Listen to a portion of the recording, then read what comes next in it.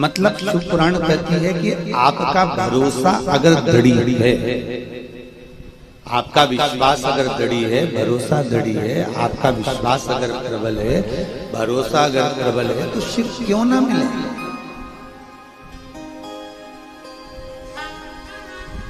एक विश्वास के बल पर परमात्मा मिलता जरूर है। परमात्मा कभी ऐसा नहीं है कि मिलेगा नहीं। हाँ, ये जरूर है कि हम उसको अगर कहीं ना कहीं दिखावे से अगर प्राप्त करना चाहेंगे तो वो नहीं, हम उसको छल से पाना चाहेंगे तो वो भगवान नहीं। पर भगवान को पाने के लिए अगर आपका मन बिल्कुल एकदम साफ है, चित्त वृत्ति है, एकदम शांत है, आनंदमय है, आपका हृदय बिल्कुल एकदम निर्मल है, तो शिव तत्व आपको प्राप्त जरूर होगा। भगवान शंकर आपको मिलते हैं। थोड़ा टाइम लग सकता है, थोड़ा समय लग सकता है, पर शिव मिलेगा।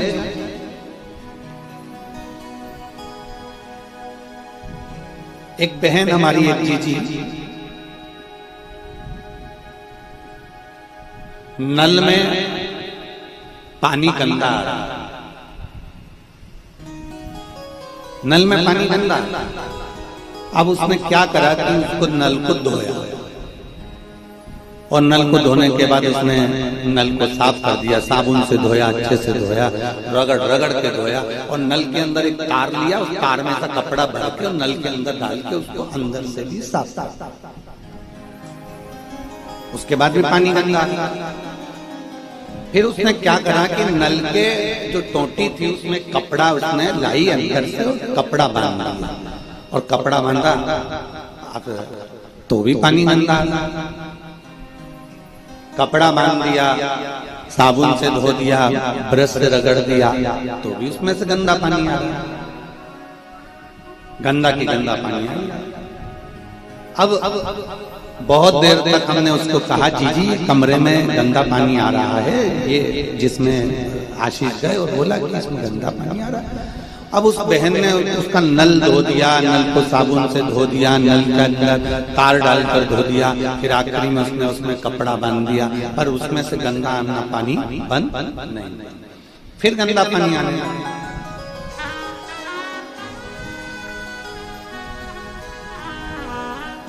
अब आशीष आए और आशीष ने कहा, गुरुजी उसमें से तो गंदा पानी आ ही रहा है, उन्होंने धो दिया उसको पूरा साफ। हमने आशीष से कहा, आशीष अब उनको बोलो कि नीचे नल में गड़बड़ी नहीं है, पानी की टंकी में गड़बड़ी। अब वो जीजी कहे पानी की टंकी तो अभी हमने एक हफ्ते पहले धोई है, पानी की टंकी तो हमारी साफ। हमने कहा आशीष उनको बोलो पानी की टंकी में ही गड़बड़ी, वो जाएं और देखें। अब वो ऊपर गई और फिर पानी की टंकी में देखा तो उसके घर के बच्चों ने कोई गमले की मिट्टी उस टंकी के अंदर डाल दिया। अब गमले की मिट्टी टंकी में डली हुई थी तो पूरा टंकी का पानी पूरा की पूरा गड़बड़ हो गया। टंकी का पानी पूरा की पूरा गंदा हो गया। अब पूरा टंकी का पानी जब गंदा हुआ, टंकी का पानी पूरा की पूरा गंदा हो रहा है, तो शिव महापुराण की कथा भी यही कहती है कि हम टोटी तो बहुत साफ करते हैं, हम टोटी धो भी लेते हैं, हम नल को क्लीन भी कर लेते हैं, बट टंकी साफ नहीं कर पाते। उसी तरह हम शरीर तो साफ रख लेते हैं, पर अंदर की जो टंकी है हमारा मन, अगर वो साफ होगा तो ये निश्चित है कि हमारी वाणी भी शुद्ध होगी, हमारी नेत्र भी शुद्ध होंगे, हमारी श्रवण शक्ति भी शुद्ध होगी, और हमारा ये नल को धोते धोते तो जिंदगी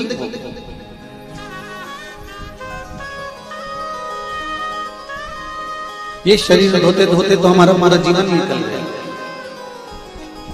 अरे आप आए नहीं और सुबह हो गई, मेरी पूजा की थाली धरी धरी रह गई। आप आते नहीं ये बताते नहीं, बुलाने में कौन सी कमी रह गई। आप आए नहीं और सुबह। आप ये तो बताएं कि मैं आया क्यों नहीं, मेरे आने का कारण परमात्मा बताए। जरा चित्त वृत्ति में लीजिए, नल को साफ कर रहे हो, टोंटी को साफ कर रहे हो, पर वो नल टोंटी साफ करने के बाद भी, नल टोंटी साफ होने के बाद भी वो नल और टोंटी क्लीन नहीं हो पा रही, वो नल और टोंटी साफ नहीं हो पा रही।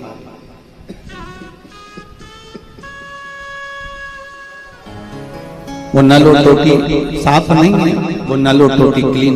भले तुमने कितना भी साफ कराओ, पर मन टंकी का काम करता है, उसमें जो भराता है पानी जो आ रहा है, मन के अंदर जो हम लेकर आ रहे हैं वो एकदम साफ होना चाहिए, मन साफ होना चाहिए।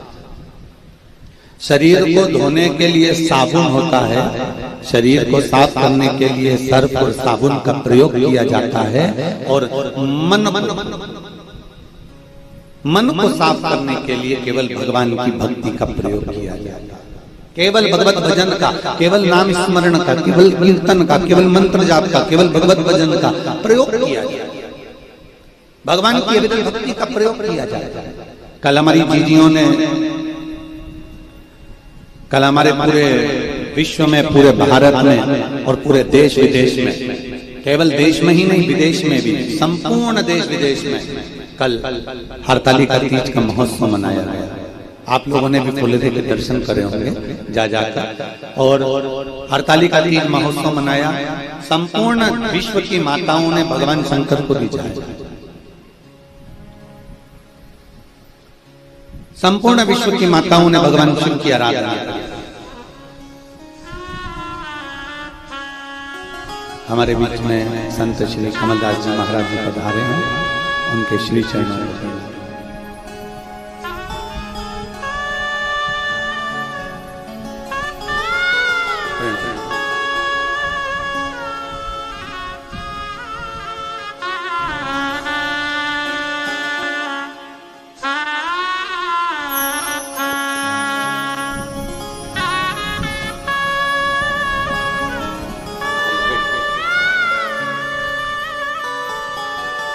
बैठ बैठ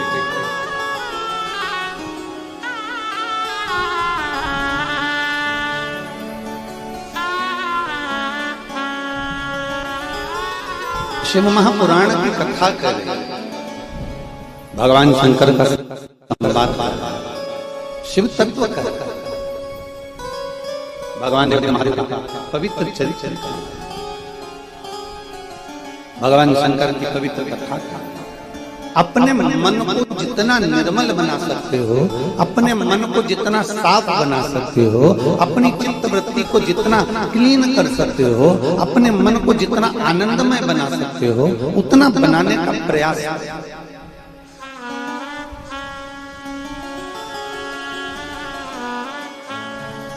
एक बात आप लोगों से पूछें, जितने लोग आस्था चैनल पर कथा सुन रहे हैं, जितने फेसबुक यूट्यूब पर कथा सुन रहे हैं, और जितने इस पवित्र प्रांगण में बैठकर कथा सुन रहे हैं, शरीर से कभी भगवान प्रसन्न हुआ क्या?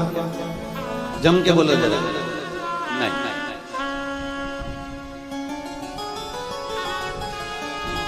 कोई कहे कि मैं बिल्कुल एकदम बढ़िया हूं तो मुझ पर भगवान की बड़ी कृपा होगी ना। जिसका हाथ भी टूटा हुआ है वो परमात्मा को भज रहा है तो परमात्मा उसे मिल रहा है। जिसके नेत्र भी नहीं है, जिसकी आंखें भी नहीं है, सूरदास हैं, दिखता भी नहीं है, बस भगवान को भज रहे हैं तो भगवान मिल रहे हैं। जिसके पांव नहीं, मनाली में एक बिजली महादेव है, हमें लगता है कि आप लोग कभी परिवार के लोग दर्शन करें होंगे, करें। मनाली के अंतर्गत जब सबसे पहली बिजली गिरती है हर साल, तो सबसे पहले बिजली महादेव पर ही गिरती है। थोड़ा ऊंचा है, चलकर जाना पड़ता है, वहां गाड़ी नहीं जाती, थोड़ी दूर तक गाड़ी जाएगी फिर आपको पैदल जाना ऊपर।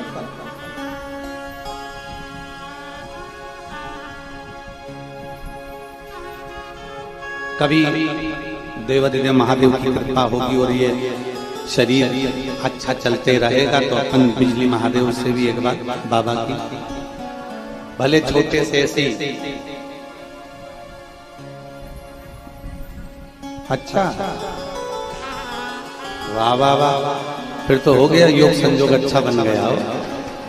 तो तभी बाबा चाहेगा तो मनाली में भी भले ऐसे ही एक हॉल के अंतर्गत बड़े भाव से बिजली महादेव को कथा श्रवण कर कभी योग जब बाबा कर। अब बिजली देवादिदेव महादेव महादेव के टुकड़े होते, छोटे छोटे टुकड़े होते हैं। फिर वहां अनाउंस होता है कि बाबा पर बिजली गिर गई है, और वहां का एक परिवार जिसके पांव में प्रॉब्लम रहती है, पांव में तकलीफ रहती है, वो ट्रेगल साइकिल से चलता है और वो मक्खन इकट्ठा कर कर उस माखन से शिवलिंग को जोड़ता है। माखन और शंकर भगवान के शिवलिंग को जोड़ने के बाद भगवान देवादिदेव महादेव पर जब जल चढ़ाया जाता है तो वो शिवलिंग माखन का जुड़ा हुआ इतना प्रबल हो जाता है कि हाथी के पांव से और हाथी की सूंड से भी नहीं मिलता।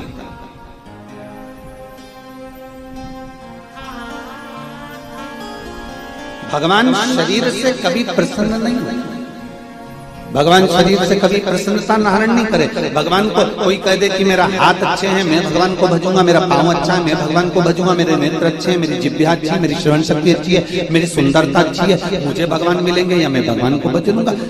शिव महापुराण की कथा कहती है शरीर से परमात्मा कभी प्रसन्न नहीं हुआ, परमात्मा की प्रसन्नता तो तुम्हारे निर्मल मन से, परमात्मा की प्रसन्नता आपके भीतर के अच्छे स्वभाव से, परमात्मा की प्रसन्नता आपके निर्मल स्वभाव से। जितना अच्छा आपका मन होगा, जितनी अच्छी आपकी निर्मलता का भाव होगा, उतना परमात्मा आपके करीब नहीं होगा। अशांति परमात्मा को दूर कर देती है। और सबसे ज्यादा आज का मनुष्य ऐसा कौन मानव है संसार में? कितने लोग संसार में जो बिल्कुल शांति से, सारा दुनिया संपूर्ण विश्व कहीं ना कहीं किसी न किसी रूप की अशांति है। पूरी दुनिया में कहीं ना कहीं किसी न किसी रूप में अशांति भीतर समाहित है। और 5 स्थान बताए हैं अशांति के आने के। भगवान देवादिदेव महादेव ने माता पार्वती जी को 5 स्थान अशांति आने के बताया कि 5 स्थान से अशांति आती है। पहला संसार, दूसरा संपत्ति से, तीसरा संबंधों से, चौथा स्वास्थ्य से, और 5वां संतान से। अब एक एक समय भगवान देवादिदेव महादेव कह रहे हैं कि 5 स्थान ऐसे हैं पार्वती जहां से अशांति हम नहीं भी लाना चाहते, हम शांत रहना चाहते हैं, हम अपने चित्त को निर्मल रखना चाहते हैं, हम बहुत आनंद में रहना चाहते हैं, हम बहुत स्वस्थ के आनंद के साथ रहना चाहते हैं, पर ये 5 स्थान से अशांति हमारे भीतर प्रवेश करती है। पहले नंबर पर है संसार। संसार से तुम जितनी कामना करोगे, ये संसार के लोग उतना ही तुमको धक्का देंगे, उतना ही धोखा देंगे, और उतना ही तुमको अशांत कर देंगे। तुमने आस लगाई कि मैंने बहुत आस लगा कर बैठे कि मुझे पत्नी मिलेगी तो ऐसी मिलेगी, मुझे पति मिलेगा तो ऐसा मिलेगा, वो मुझे रोज घुमाने के लिए दिल्ली लेके जाएगा, वो मुझे घुमाने के लिए यहाँ लेकर जाएगा, वो मुझे गोवा लेकर जाएगा, मुझे ये इतना इतना आस जोड़ कर बैठे थे, इतना इतना तमन्ना जोड़ कर बैठे थे, इतना इतना विचार कर बैठे थे। फिर विचार करा मेरी पत्नी ऐसी मिलेगी, मैं कह दूं बैठ जा तो बैठ जा, मैं कह दूं पानी भल्ला, मैं कह दूं ऐसा कर ले वैसा कर ले, मेरी पत्नी ऐसी मिलेगी वैसी मिलेगी। और दोनों ने बहुत आस लगाई, और मालूम पड़े संबंध हुआ, शादी हुई, मिली। अब जैसी मिली वो तो तुमको मालूम है क्या बता। तो संसार के लोगों से फिर आस लगी कि मैंने इसके लिए ऐसा करा है तो ये मेरे लिए ऐसा करेगा, मैंने इसको ऐसा किया है तो ये मेरे लिए ऐसा करेगा। फिर मन में अशांति आ गई, क्योंकि वो नहीं कर पाएगा। तुम जो कर सकते हो तुम्हारे हाथ में, तुम्हारे भाग्य में, तुम्हारी लेखनी में उस परमात्मा ने, उस विधाता ने लिखा कि तुझे इतने लोगों को भोजन कराना है, तुम्हारे विधाता ने लिख दिया कि तुम्हें इतने लोगों को पानी पिलाना है, ये विधाता का लिखा हुआ। ये अपना नहीं, ये सियोर वाला महाराज या संसार का कोई व्यक्ति लिख नहीं सकता। ये अगर घर के अंदर वर्धन जी वो 2 दिन की कथा पंडाल में हुई, 3 दिन की और हो सकती थी, पानी तो बाद में गिरना बंद हो गया, और हो सकती थी, पर विधाता ने कहीं तुम लोगों के भाग्य इतने प्रबल होंगे इस घर के, कहीं इस घर का कोई ग्रह आनंदमय होगा, इसलिए बाबा ने 3 दिन की कथा यहाँ करवा दी और बाबा की कृपा हो गई। तो ये आप और हम लिखने वाले नहीं हैं, ये वो विधाता लिखता है। उसने क्या लिखा है, कैसे लिखा है, कब लिखा है, ये वर्णन उसके ऊपर निश्चित है।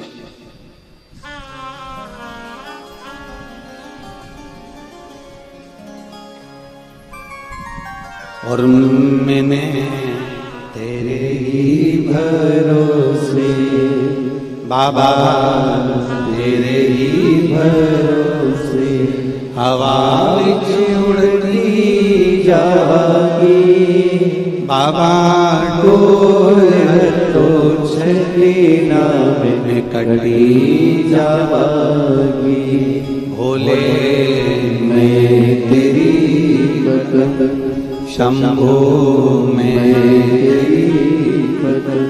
हवा उड़ती जागी बाबा, डोर तो छलीना में कटी जागी।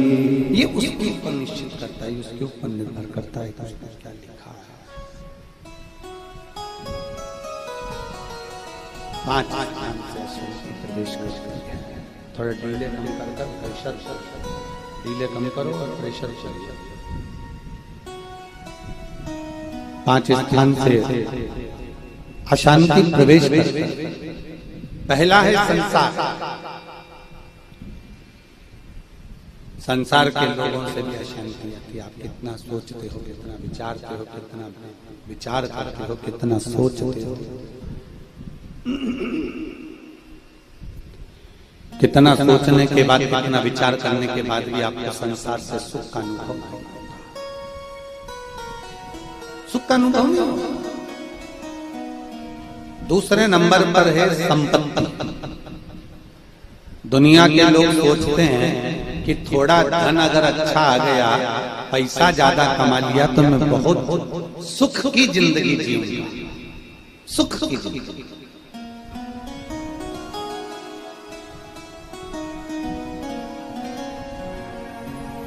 मेरे पास अगर थोड़ा दौलत ज्यादा आ गई, धन ज्यादा आ गया, संपत्ति ज्यादा आ गई तो मैं सुख ना। शिव महापुराण की कथा कहती है अगर आपके पास में धन ज्यादा आ जाए, संपत्ति ज्यादा आ जाए, तुम्हारा वैभव अच्छा हो जाए, तुम्हें अच्छी कुर्सी मिल जाए, पद मिल जाए, तुम उन्नति की सीढ़ी पर चढ़ जाओ, कोई अच्छे सिंहासन पर तुम बैठ जाओ, तुम्हें अच्छा पद, अच्छी प्रतिष्ठा, अच्छी संपदा अगर प्राप्त हो जाए, तो भोलेनाथ से कहना कि मुझे अगर कुर्सी मिले, पद मिले, प्रतिष्ठा मिले, संपत्ति मिले, तो मैं तेरी शिव महापुराण की कथा जीवन भर कराता रहूं, ऐसी कृपा बना कर। संपत्ति का सुख वो है कि भगवान का नाम अपने मुख से निकल तो संपत्ति का सुख।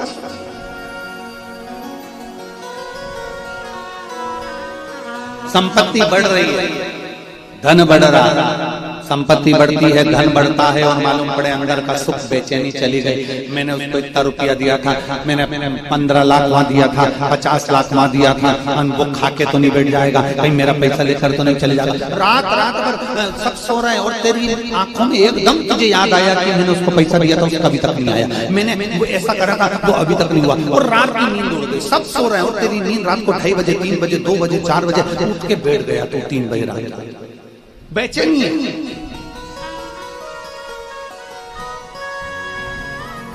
बेचैनी में पड़ा। अशांति आने के 5 स्थान में से पहला है संसार, दूसरी है जम के बोलो संपत्ति। संपत्ति अगर आए, वैभव अगर आए, कुर्सी अगर मिले, सत्ता अगर मिले, तुम्हें पद प्रतिष्ठा भोलेनाथ जी की कृपा से अगर मिल जाए, तो यह प्रयास करना कि हमारी संपत्ति से, हमारी कुर्सी से, हमारी प्रतिष्ठा से, हमारे पद से हम भगवान का कितना भजन कर सकते, दुनिया के लोगों के मुख से हम कितना शिव नाम निकलवा सकते। ये शिव महापुराण करा शिव महापुराण करी क्या? शिव महापुराण ने केवल एक कार्य करा, बच्चा बच्चा, बूढ़ा बूढ़ा, जवान युवान, बूढ़ा बच्चा, सबके मुख से श्री शिवाय नमस्तुभ्यम निकल गया। इस शिव पुराण ने करा क्या? घर के बच्चे से लेकर बूढ़े व्यक्ति सबसे एक लोटा जल शंकर जी पे चढ़वा दिया। शिव महापुराण ने करा क्या? शिव महापुराण ने ये करा कि आज घर के अंदर रहना कैसे है, घर के अंदर कैसा व्यवहार होना चाहिए, कैसे रहना चाहिए, भगवान का व्रत कैसे करना चाहिए, शिव को जल कैसे चढ़ाना चाहिए, शंकर की स्तुति कैसे करना चाहिए, ये शिव महापुराण ने हमको सिखाया। ये शिव पुराण हमें सिखा रहा है।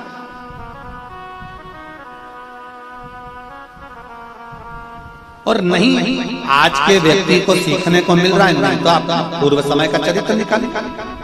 गणेश जी के चूहे की कथा थी। संपूर्ण देशवासियों को आज गणेश चतुर्थी की बहुत बहुत बधाई हो। भगवान श्री गणेश जी महाराज के प्राकट्य उत्सव की, भगवान श्री गणेश जी महाराज के विराजमान होने की संपूर्ण सनातनियों को, संपूर्ण देशवासियों को बहुत बहुत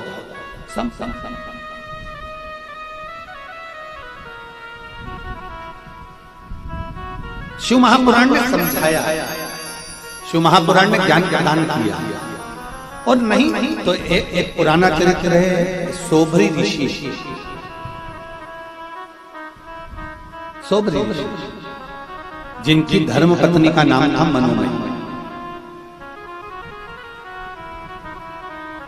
सोभरी ऋषि और मनोमयी दोनों शिव की आराधना के बिना एक दिन भी नहीं निकालता। सोभरी ऋषि अगर भगवान शंकर की आराधना करना भूल जाए तो मनोमयी भगवान शंकर की आराधना में नहीं। दोनों पति पत्नी का नियम था, सोभरी ऋषि का भी और मनोमयी। इतनी शिव भक्ति इनके अंदर समाहित हो गई थी कि बिना शंकर के एक क्षण नहीं दे पाते थे। एक क्षण अगर एक कंकर को उठा लेते थे तो हाथ में रखकर शंकर को देखते थे। एक पत्ती को तोड़ लेते थे तो उस पत्ती में भी बेलपत्र का दर्शन किया करते थे। कई कई माताएं ऐसी हैं, कई कई भाई ऐसे हैं कि वो किसी भी वृक्ष की पत्ती को तोड़ते हैं और शंकर भगवान को चढ़ाते हैं तो उस भाव से चढ़ाते हैं जैसे हम बेलपत्र चढ़ाते हैं। नहीं उसके पास में बेलपत्री, पर वो कोई भी पत्ती चढ़ा रही है तो शिव के भाव से कि बेलपत्र के भाव से।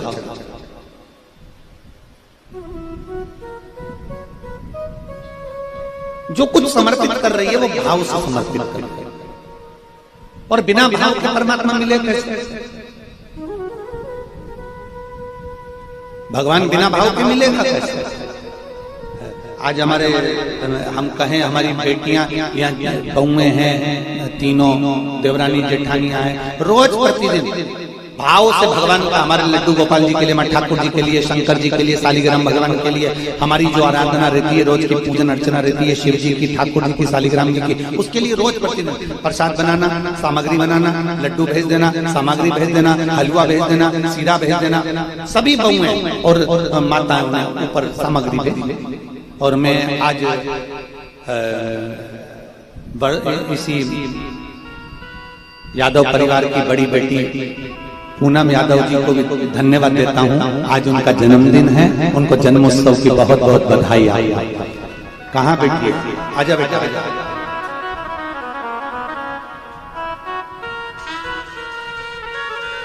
माला माला गणेश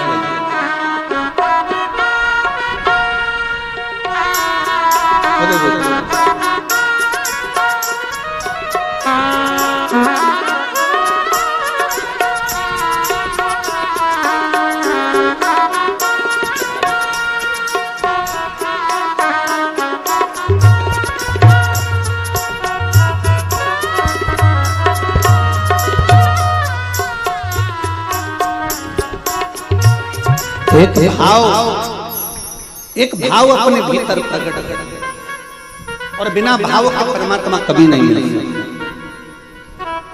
बिना भाव का भगवान कभी नहीं मिलेगा। आप भाव से रिझाएंगे तो परमात्मा क्यों नहीं मिलेगा? सोभरी ऋषि और उनकी धर्मपत्नी मनोमयी दोनों का एक भाव था। दोनों भगवान शंकर की भक्ति में डूबे रहते, शिव स्तुति करते रहते, दिन भर भगवान शंकर के गुणगान गाते रहते, दिन भर। शंभो शरणे मांगो रे दुख काटो दया करी दर्शन आपो। शंभो शरण पड़ी मांगो घड़ी रे घड़ी दुख काटो दया करी दर्शन आपो। सोबरी ऋषि और मनोमय दोनों शिव की आराधना में, दोनों सोबरी ऋषि भी भगवान शंकर की आराधना में लीन और मनोमय भी भगवान शंकर की आराधना में, दोनों।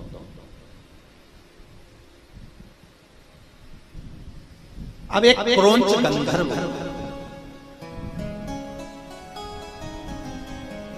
देखिएगा जरा, कितना सुंदर भाव है। शिव महापुराण की कथा क्या करती है?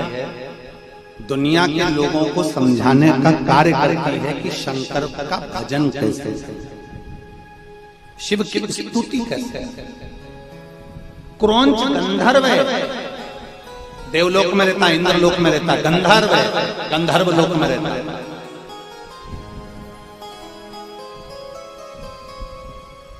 पर बुद्धि देखिए कहां गई, उस क्रोंच गंधर्व की बुद्धि कहां चली गई, उस क्रोंच गंधर्व की बुद्धि कहां मारी गई, जरा देखिए। जब सोबरी ऋषि भगवान शंकर की भक्ति में डूबकर शिवलिंग का, पार्थिव शिवलिंग का निर्माण करा, दोनों पति पत्नी ने मिलकर पार्थिव शिवलिंग का निर्माण कर दोनों ने पूजन करी। पूजन करने के बाद सोबरी ऋषि अपनी धर्म पत्नी मनोमयी से कहते हैं कि लाओ, मैं शंकर भगवान का विसर्जन कर आता हूं, तुम मुझे दे दो, मुझे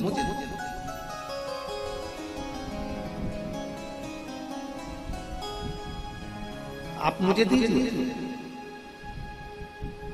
शिव विसर्जन की एक रीति है,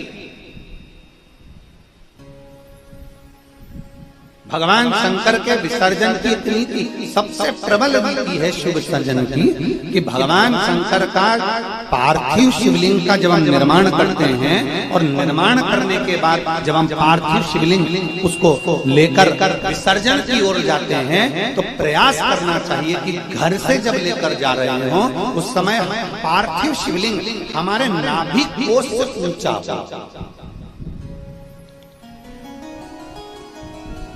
समझ में आया? अर्थात जैसे ये पात्र में शिवलिंग बना हुआ और पात्र में शिवलिंग है, हमने पाटे पर से उठाया, घर से जब लेकर जा रहे हैं, चलते समय ये या तो हमारे मस्तक पर हो, नाभि कोश से ऊंचा, या हृदय तक हो, कंठ तक हो, वक्षस्थल तक हो, उदर तक हो, पर नाभि से नीचे वो शिवलिंग हमारे नहीं होना चाहिए, घर से ले जाए। और शिवलिंग के विसर्जन का एक नियम बड़ा प्रबल है कि घर से ले जाते समय शिवलिंग, पार्थिव शिवलिंग हमारे नाभि कोश से ऊंचा हो, और जब हम विसर्जन करने के लिए जाएं तब शिवलिंग का दर्शन विसर्जन के पहले अपने नेत्रों से पूर्ण तरह से करें और बाबा से अपने हृदय की बात कहकर फिर अपना मस्तक लगाने के बाद फिर उस शिवलिंग का विसर्जन अपनी मनोकामना कहते हुए बाबा से उस शिवलिंग का फिर विसर्जन कर ले जाते समय नाभि कोश से ऊंचा हो। विसर्जन के समय पर अपने नेत्रों से बाबा का पूर्ण दर्शन किया जाए। पूर्ण दर्शन कैसे होता है? शिवलिंग के पूर्ण दर्शन का महत्व क्या बताया उसको भी समझ लीजिए। भगवान शंकर के पूर्ण शिवलिंग के दर्शन का महत्व, अर्थात ये शिवलिंग, ये जलाधारी, बीच में अशोक सुंदरी, राइट गणेश, लेफ्ट कार्तिकेय, ऊपर से जो जल बहता है वो जया विषहरा शामली मारी गौतली देव। अब जब आप भगवान शंकर का पार्थिव शिवलिंग बनाते हो तो ऊपर जलाधारी तो रहते नहीं, आपका केवल शिवलिंग है और जलाधारी। तो आप उसका जब दर्शन कर रहे हैं तो पूर्ण दर्शन का मतलब है, जब हम विसर्जन करने जाते हैं तो सबसे पहले जो भगवान का जल स्थल है, जिसको हम कहते हैं जलाधारी, गणेश जी, कार्तिकेय, अशोक सुंदरी का स्थान, पहले हम उसका दर्शन करते हैं। फिर अपनी निगाह को घुमाकर हम गोल घुमाकर वापिस उसी स्थान पर आते हैं अपनी दृष्टि से, और फिर बाबा का यहीं से दर्शन करते हुए हम शिवलिंग का दर्शन करते हैं। जो हम विसर्जन करने गए हैं उसका हम जब दर्शन करें तो दर्शन करने के बाद हम शिवलिंग का दर्शन कर कर अपने मन की कामना कहकर मस्तक से लगाकर फिर बाबा का हम विसर्जन करते हैं। तो हमारे हृदय की कामना मेरा देवाधिदेव महादेव पूर्ण जन्म करता है। चलो एक छोटा सा प्रश्न है, मुझे उम्मीद है कि मेरी जीजियां जो यहाँ बैठी हैं वो उत्तर जरूर देंगी। छोटा सा प्रश्न, जगन्नाथ जी गए हो, द्वारका जी कभी गए हो, कभी किसी आप कहीं भी बड़े तीर्थ में जाएं, आप काशी जी जाएं, आप किसी बड़े वहां पर एक मंदिर होता है साक्षी गोपाल, या कोई देवता होते साक्षी मानना। जगन्नाथ जी जाएंगे तो साक्षी गोपाल जी पढ़ेंगे, उज्जैनी जाएंगे तो साक्षी गोपाल जी पढ़ेंगे, काशी जाएंगे तो साक्षी गोपाल जी पढ़ेंगे। साक्षी गोपाल का मतलब क्या होता है? आप काशी में गए, जल चढ़ाया, उज्जैनी गए, जल चढ़ाया, आप जगन्नाथ जी गए, आपने भोग लगाया, दर्शन किया, और साक्षी गोपाल का मतलब होता है कि साक्षी गोपाल जी के सामने जाकर खड़े हो गए, आपने दर्शन कर लिए, मतलब आपकी दृष्टि से ये साक्षी हो गया कि आप जगन्नाथपुरी आए थे और बाबा का आपने दर्शन किया है। आप काशी आए थे, आपने बाबा का दर्शन किया है। आप उज्जैनी आए थे, आपने बाबा का दर्शन किया है। उसी तरह हमने प्रदोष के दिन शिवलिंग बनाया, पूजन करी, संकल्प लिया, आराधना करी, सब कुछ हम शाम के समय जब विसर्जन करने जा रहे हैं, विसर्जन करते समय जब नेत्र से हम बाबा का दर्शन करते हैं तो ये साक्षी हो जाती है कि मैंने बाबा को बुलाया और मैंने मेरे बाबा से अपने मन की बात की और मेरे बाबा ने वो स्वीकार करा, मैं बाबा को विसर्जन कर। तो ये साक्षी है हमारे पूजन की, हमारी दृष्टि, हमारी साक्षीता देती है। आज के जमाने में अगर आधार कार्ड बनता है तो सबसे पहले नेत्र दृष्टि पर तुम्हारा कोई कैमरा लगाया जाता है कि अपनी आंखों को फाड़, अपनी आंखों को निकाला जाए, देखा जाए, अपनी आंखों से देखो कि क्या साक्षी। फिर उससे मालूम पड़ता है कि ये वही व्यक्ति है क्या, साक्षी करी जाती है कि ये वही व्यक्ति है क्या, ये लीलाबाई है कि कमलाबाई है कि कौन है, इससे पहचाना जाता है नेत्र से। ये नेत्र साक्षी देते हैं। तो हम जब भगवान का विसर्जन करने के लिए जाते हैं, विसर्जन करते समय हम भगवान की ये जलाधारी का दर्शन करते करते करते करते यहाँ से आते यहाँ, फिर दर्शन करते करते शिवलिंग का दर्शन कर कर प्रणाम कर हृदय से लगाकर फिर हम उसका विसर्जन कर देते हैं। अर्थात हम साक्षी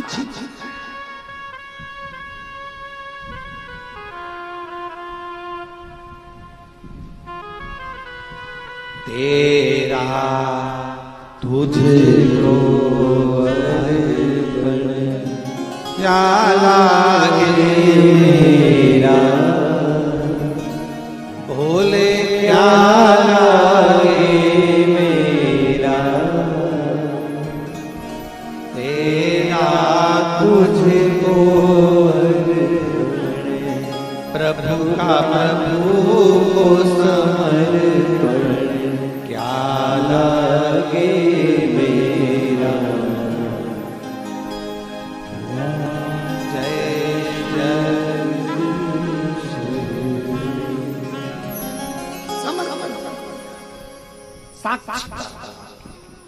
जब आपकी साक्षीता होगी, जब आप दृष्टि से दर्शन कर कर प्रणाम कर कर बाबा अपने मन की बात कर कर विनय कर कर जब विसर्जन करेंगे तो देवाधिदेव महादेव उसको स्वीकार जरूर करेंगे।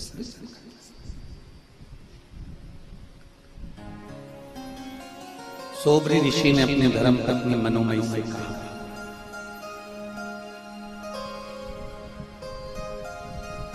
मनो मैं मनोमय। तो मुझे देवदेव महादेव का पार्थिव शिवलिंग दे दीजिए और मनोमय में इस पार्थिव शिवलिंग का विसर्जन करता रहा। आप मुझे पार्थिव शिवलिंग दे दीजिए।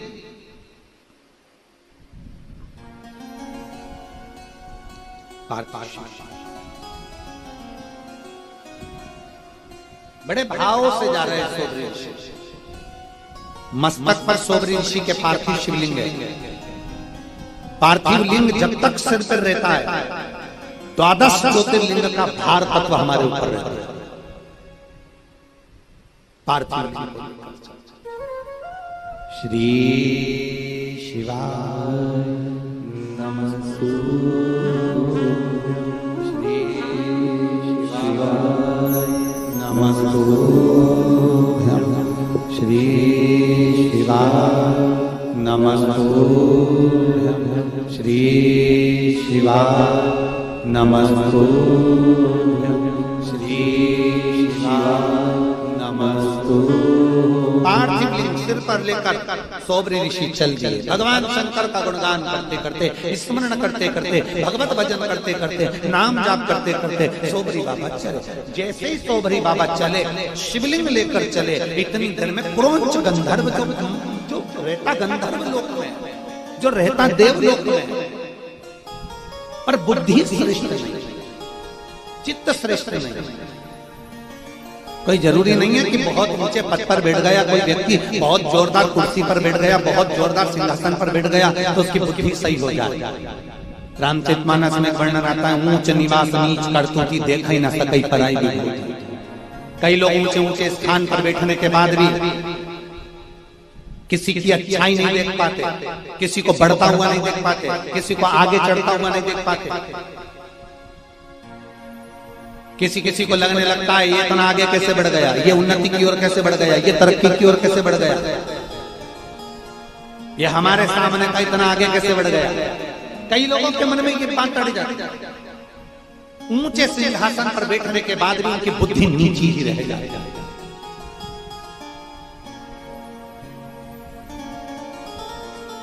एक शब्द आता है, लोग उसको कहते हैं बड़ा नीचा व्यक्ति है, बड़ा नीचा। नीचा व्यक्ति से मतलब वो नीचा सोच, उच्च सोचे ऊंचा व्यक्ति कहलाएगा। नीचा सोच रहा है, उसकी बुद्धि नीची सोच रही है।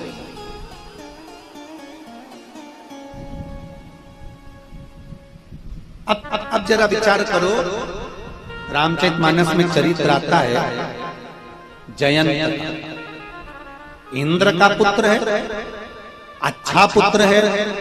अब उसकी बुद्धि कहां मारी गई थी वो जयंत की, कि वो जयंत भगवान राम के चरणारविंद की ओर बढ़ा, सीता जी के चरणों की ओर बढ़ा और चोंच मार कर भाग गया। जरा विचार करिए, तुझे मालूम है कि ये भगवान है, तुझे मालूम है तेरे पिताजी कह रहे हैं कि ये परमात्मा है, तेरे पिताजी कह रहे हैं कि ये नारायण है, तेरे पिताजी कह रहे हैं कि लक्ष्मी है, तो तुझे जाकर चोंच मारने की जरूरत क्या थी।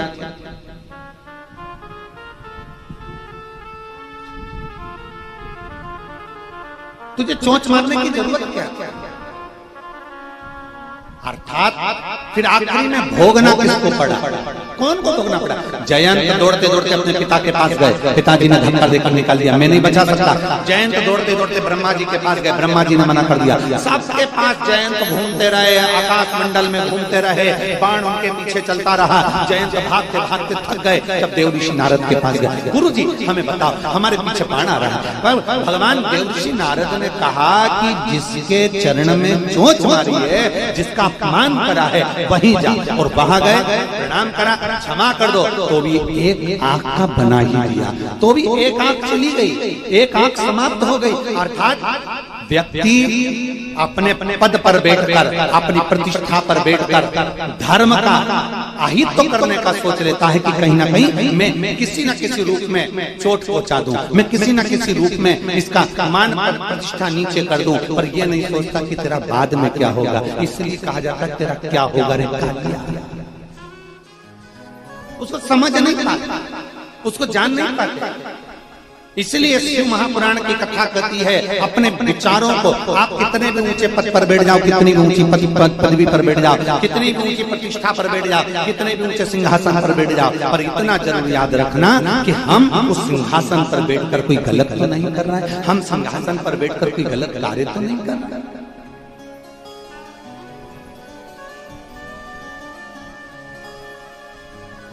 हमारा पद जो हमें मिला है उस पर बैठकर हम कोई गलत कार्य नहीं, कोई गलत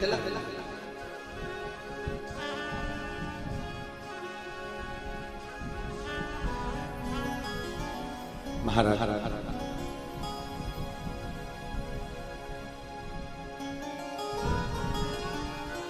भगवान शिव की भक्ति, भगवान शंकर की आराधना को पहचानना बड़ा कठिन विषय है। जितना कठिन भगवान शंकर की भक्ति को पहचान पाना बहुत कठिन, बहुत कठिन। शिव को जान पाना बहुत कठिन। दुनिया के लोग चाहे कुछ भी कहें, पर शिव की निंदा करने वाला, शिव भक्त की निंदा करने वाला, शिव भक्त की आंख में आंसू लाने वाला, शिव भक्त के भाव को नहीं समझने वाला, शंकर की कथा को नहीं जानने वाला, वो किसी न किसी रूप में निंदा या गलत कर बैठता है, पर उसका जो बुढ़ापा होता है, अंत गति जो होती है, वो बड़ी तड़प तड़प कर निकलती है, उसको पहचान नहीं पाता।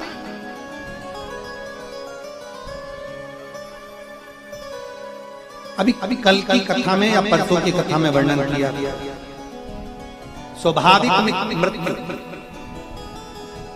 आकस्मिक मृत्यु और अकाल मृत्यु,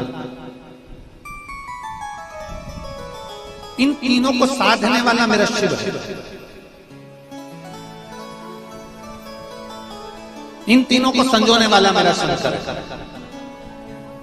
अब व्यक्ति समझ पाता नहीं, क्रोंच गंधर्व गंधर्व लोक में रहता है, उसको मालूम है कि ये ऋषि है, उसको मालूम है कि सोबरी ऋषि है, और उसको मालूम है कि मनोमयी है, उसको मालूम है कि इनके घर में शंकर जी का शिवलिंग का पूजन रोज होता है, पार्थिव लिंग का पूजन प्रतिदिन होता है, उसको मालूम है कि प्रदोष के दिन शाम के समय इनके दरवाजे पर घी का दिया लगता है, प्रदोष के दिन शाम के समय, प्रदोष काल में ये शंकर के मंदिर शिवालय जाते हैं, प्रदोष के दिन ये शंकर की स्तुति गाते हैं, उसको मालूम है। जो समझ गया उसको एक पत्र दे।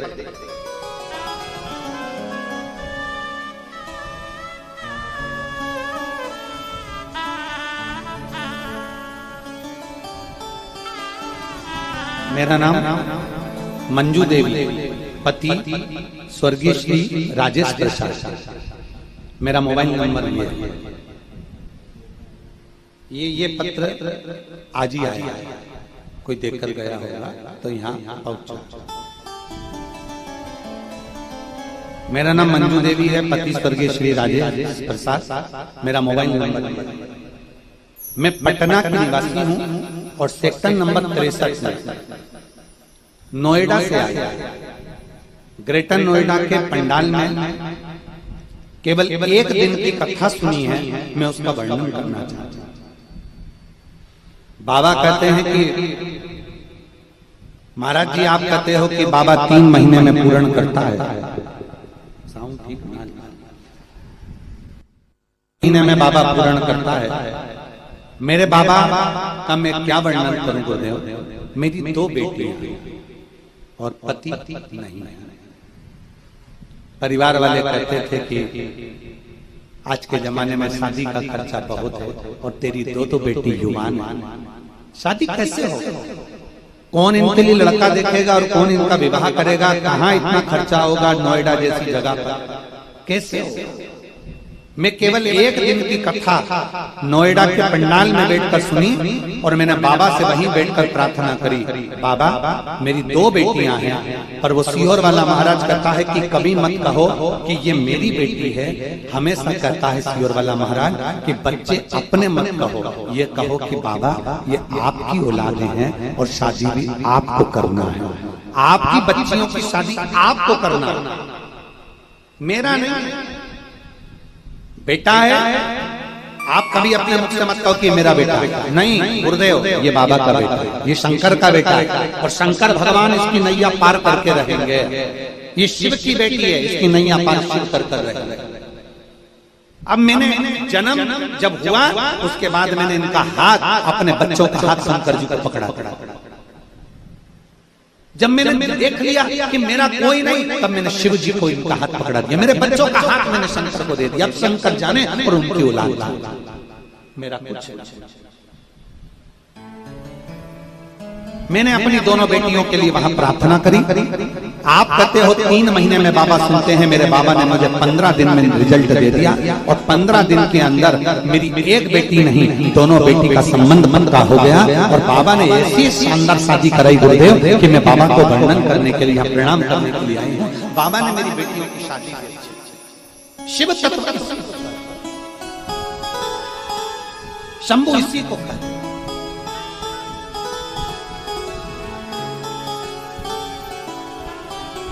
लाइन अच्छी है। मेरे बाबा दया करना, मैं तेरे भरोसे हूँ। मेरे बाबा दया करना, तेरे भरोसे भरोसे हूँ, मैं तेरे भरोसे हूँ, मैं तेरे भरोसे हूँ, मैं तेरे भरोसे हूँ। मेरे बाबा दया करना, तेरे भरोसे हूँ। भोले बाबा दया करना, मैं तेरे भरोसे हूँ। ना घर के भरोसे हूँ, ना परिवार के भरोसे,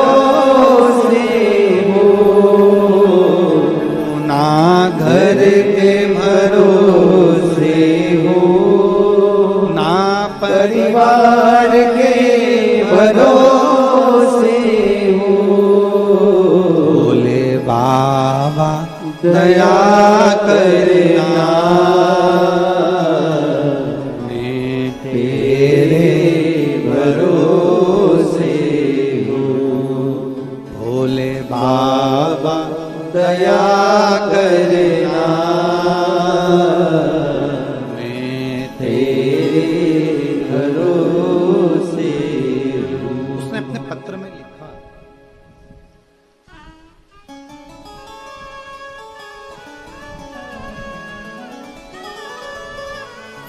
मेरी दोनों बेटियां शादी हो गई। शादी भी ऐसी हुई 1 साल के अंदर कि दुनिया के लोग देखते रह जाएं। ये शिव तत्व है। ये शिव, हमारा विश्वास, हमारा भरोसा, हमारी दृढ़ता हमें शिव के करीब लेकर जाए। शिव के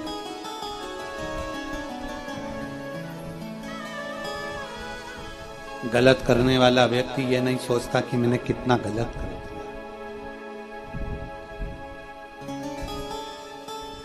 कितना गलत कर दिया। क्रौंच गंधर्व ये नहीं सोच रहा है कि मैंने कितना गलत कर रहा हूं, किनके घर में प्रवेश कर रहा हूं। स्कंद पुराण, कभी मौका लगे तो पढ़िएगा, गीता प्रेस गोरखपुर की स्कंद पुराण, रेवा खंड, गीता प्रेस गोरखपुर का स्कंद पुराण रेवा खंड कहता है, जिसके घर में शंकर का शिवलिंग विराजमान रहता है, जिसके घर में से रोज उसके हंडे का पानी, मटके का पानी, घर का पानी एक लोटा भरकर शिवालय तक जाता है, उस घर की पहरेदारी स्वयं भगवान शंकर के गण वीरभद्र करते हैं। उसके घर की पहरेदारी स्वयं शंकर के गण वीरभद्र करते हैं।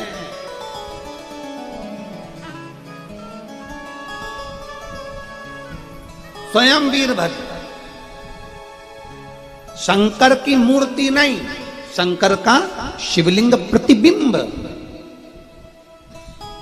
स्कंद पुराण का रेवाखंड कहता है जिसके घर में शिवलिंग है, जिसके बीच में एक समय आया था जब किसी ने कह दिया था कि घर में शिवलिंग नहीं रखना चाहिए, लोगों ने उठा उठाकर शंकर जी के शिवलिंग को विसर्जन कर दिया।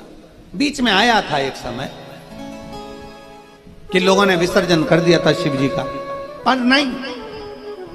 हम फिर निवेदन करेंगे, सीहोर वाले महाराज को अगर आप सुनते हो, सीहोर वाले महाराज को आप फॉलो करते हो, उसको सुनते हो, कथा श्रवण करते हो, तो हम तो कहेंगे कि अपनी जिंदगी में एक बार जितनी पुराणे सारी पुराणों का अध्ययन करो और सब पुराण पढ़ो। स्कंद पुराण पढ़ो, शिव पुराण पढ़ो, लिंग पुराण पढ़ो, नर्मदा पुराण पढ़ो, तुम्हारी जितनी मर्जी पढ़ जा, विष्णु पुराण, अग्नि पुराण, पद्म पुराण, ब्रह्म वैवर्त पुराण, ये सारी पुराणों का अध्ययन करो। हमसे लोग कह देते हैं क्यों महाराज जी आप इतनी सारी बातें बताते हो, शिव पुराण में तो हमें पढ़ने को मिलती ही नहीं है, तो तुम अकेली क्या शिव पुराण में से शिव पुराण बोली जाती है?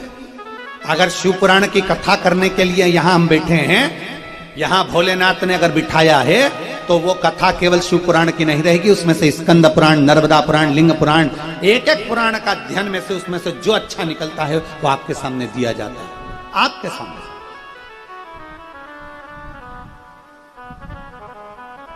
कुछ तो ग्रहण करो।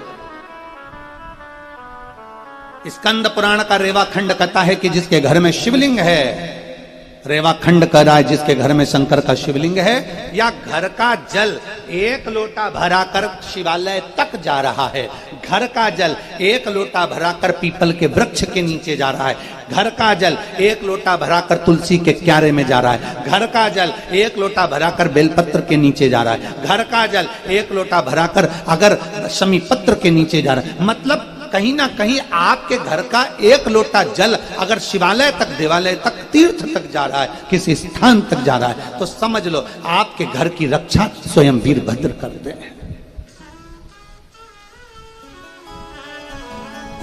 ये कैसे प्रमाणित हो सकता है?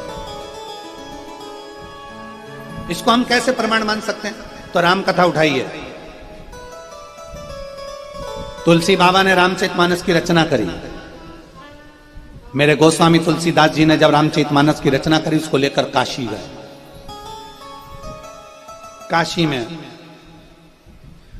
विद्वान विद्वान ब्राह्मणों के सामने गोस्वामी तुलसीदास जी द्वारा रचित रामचरितमानस को रखा गया। विद्वानों ने, ब्राह्मणों ने मना कर दिया, हम इसको नहीं मानते क्योंकि यह अवधी भाषा में, इसमें संस्कृत नहीं है, इसमें संस्कृत के श्लोक नहीं है, हम इसको नहीं मानेंगे क्योंकि यह अवधी भाषा में। विद्वान विद्वान ब्राह्मणों ने मना कर दिया, यह अवधी भाषा में, हम इसको स्वीकार नहीं कर सकते।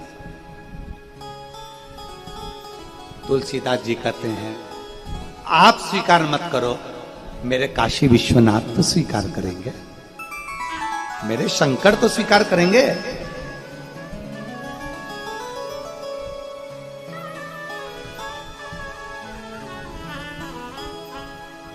दो दिन की कथा पंडाल में हुई और प्रशासन जब मना कर दिया तब वर्धन जी ऊपर बैठे थे कक्ष में और आशीष से बात कर रहे थे।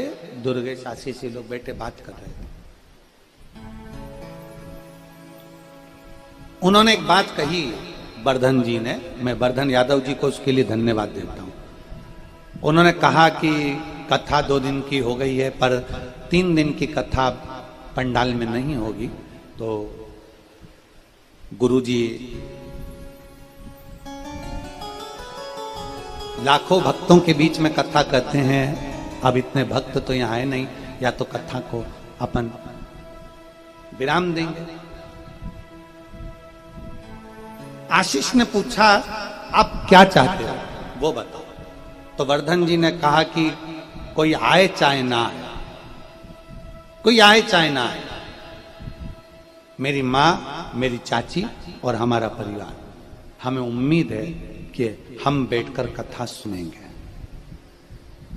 आशीष ने कहा कि अगर आपका मन है कि आप कथा सुनेंगे, मतलब आपका चित्त शिव से लग गया है, तो यह पक्का है कि महाराज जी भी फिर वो कथा कहेंगे, क्योंकि कथा भीड़ से नहीं होती है।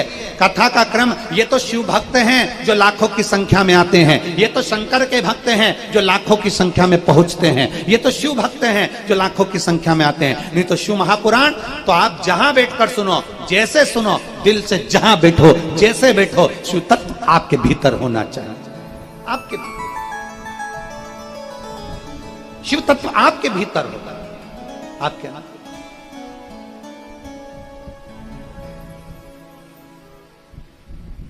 इतना विद्वान। अब यहाँ तुलसीदास जी द्वारा रचित रामचरितमानस को जब कहा कि आप नहीं स्वीकार करते कि रामचरितमानस अवधी भाषा में है, इसमें संस्कृत नहीं है, तुम मेरी लिखी अवधी भाषा की रामचरितमानस को स्वीकार नहीं करते, तुम मेरा शिव तो स्वीकार करेगा, मेरा शंकर तो स्वीकार करेगा,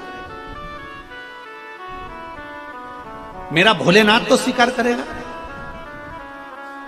बस यही होना चाहिए। भोजन किसके लिए बनाया? शंकर जी के लिए। हमारी नीचे से माताएं जी कह देती हैं विकास पंडित जी को, नीचे से विकास जी कहते हैं हमारे गुरु जी ये घी नहीं खाते, मक्खन नहीं खाते, इतना सारा ये तेल घी नहीं। इतने में नीचे से माताएं कहती है हमने बनाया है ना, तुम तो लेकर जाओ।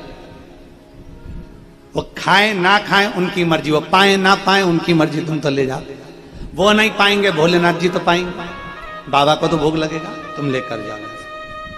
अर्थात हमने जो भोजन बनाया वो शिव जी के लिए बनाया, गुरु जी तो बाद में है, पहले शंकर जी के लिए, ठाकुर जी के लिए, शालिग्राम भगवान के लिए, उनके लिए बनाया हमने, बाद में गुरु जी के लिए, पहले पहले भगवान के लिए। तुलसीदास बाबा ने कह दिया, गोस्वामी तुलसीदास जी ने कह दिया, आप मेरी रामचरितमानस को स्वीकार नहीं करते, अवधी भाषा में लिखी है, पर मेरा शिव तो स्वीकारेगा। इतने में सारे विद्वान ब्राह्मणों ने कहा तुलसीदास जी आपकी लिखी हुई इस रामचरितमानस को हम स्वीकार नहीं करते तो भोलेनाथ क्या स्वीकार करेंगे, काशी विश्वनाथ क्या स्वीकार करेंगे। इतने में सारे ब्राह्मणों ने विचार करा, चलो ठीक है, काशी विश्वनाथ के मंदिर में सारे वेद पुराण शास्त्र रखे जाएंगे और उसके पास में रामचरितमानस रखी जाएगी। पर चतुरता क्या करी इनने, जब रामचरितमानस को रखा तो साइड में नहीं रखा, रामचरितमानस को सबसे नीचे रख दिया और सारे वेद पुराण शास्त्र रख दिए उसके ऊपर और लगा दिया मंदिर में ताला। तुलसीदास जी पहुंचे अपनी कुटिया में, ब्राह्मण जन पहुंचे अपने भवन में। तुलसीदास जी ने हाथ जोड़कर कहा, हे मेरे बालाजी, हे मेरे श्री हनुमान जी, कि पवन तनय संकट हरन और मंगल मूरत राम लखन सीता हृदय बसो सुर।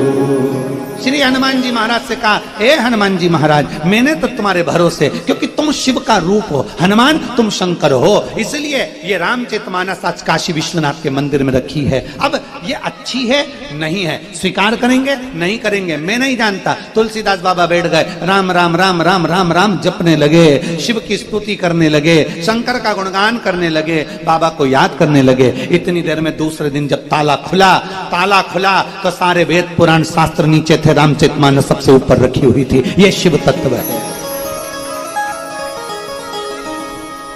आपकी बात को, आपकी भाषा को, आपके शब्द को कोई स्वीकार करे ना करे, आप इतना ध्यान लगाना कि आप जो कथा कह रहे हो, आप जो बोल रहे हो, उसे मेरा शंकर स्वीकार कर रहा है, उसको मेरा शिव स्वीकार कर रहा है।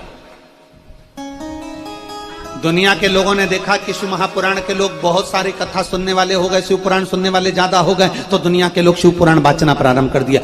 वो धन के लिए भले करते हो, पर ये व्यासपीठ, ये शिव महापुराण की कथा जो कुबेरेश्वर बाबा के धाम से चलकर तुम्हारे इस सुंदर गुड़गांव तक पहुंची है, गुरुग्राम हरियाणा तक पहुंची है, ये विचार मानकर चलना कि ये कथा किसी व्यापार के लिए, व्यवसाय के लिए नहीं, ये कथा मेरे शंकर को श्रवण कराने के लिए है कि शिव सुनेगा।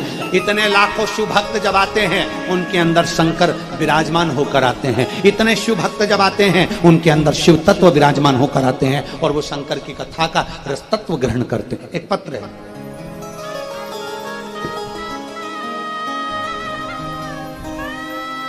ये भी आज ही आया।